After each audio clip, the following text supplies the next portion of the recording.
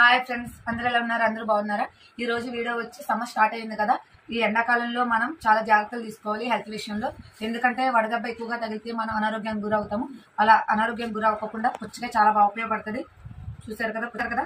అందులో కర్బూజం ఒకటి, ఇది చాలా హెల్త్ మంచిది.